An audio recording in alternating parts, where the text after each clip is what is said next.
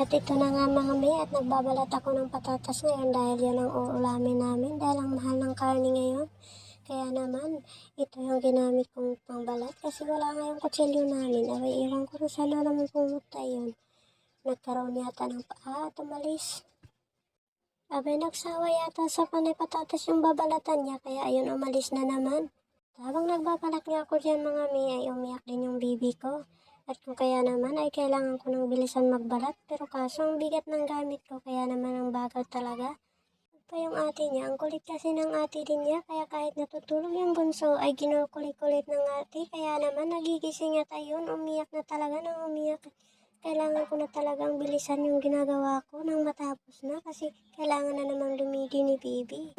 Abay, ang lakas kasing dumidi ni Bibi kaya kailangan minuto ay pinapadidi ko kasi yun din ang gusto niya. Ay ayaw ba namang tantanan yung didi? Abay, kahit sinasabi na nilang wala nang liig kasi ang taba-taba na nga ni Bibi pero kailangan pa rin padidiin kasi baka magutom naman pag hindi ko pinadidi.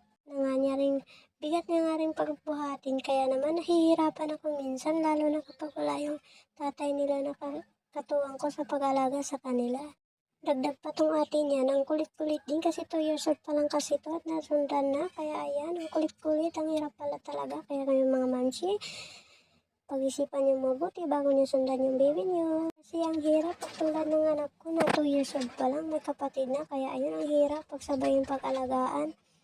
Kailangan lahat ng gawain ay pagmamadalian lang. Relate kayo mga mamsi dyan na kulang ba yung ganito na lahat ng gawain ay kailangan madali? Kasi pag nagising yung mga dalawa ay iwan ko na lang. Wala talaga akong magawa. Lalo na tong ate. Ang kulit-kulit kasi.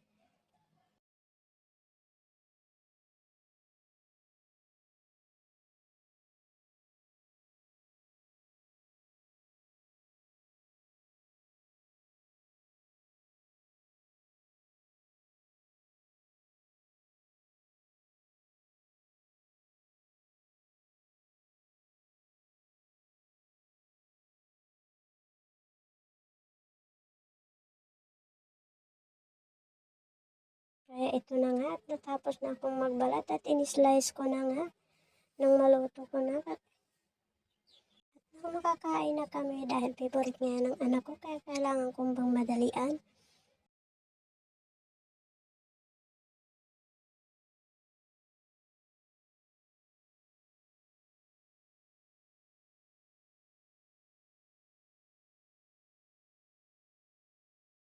At ito na nga mamsi, kailangan ko nang lutuin yung patatas ko kasi panay sabi na yung ate na nagugutom na daw at gusto niya nang kumain. Kaya ayan na nga, binuhat ko na lang si Bibi para magluto kaming dalawa. Ang hirap kasing iwan mga may pag nagising din yung ate, kinukulit-kulit niya kasi kaya ayan, pilitan akong buhatin yung ate bunso niya habang ako nagluluto. Kaya nga naman ay nagugulat nga si Bibi dyan nung nilagay ko na yung patatas kasi tumalsik yung mantika at ayun ay nagulat siya.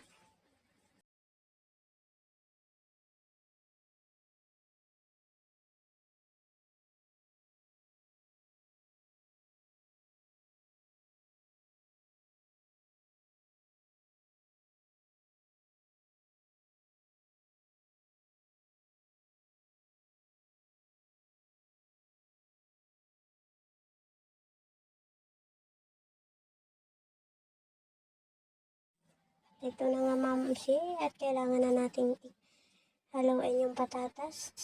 Nang malagyan na natin ng tubig dahil breastfeed tayo ay kailangan natin ng maraming sabaw para may madidi si Bibi.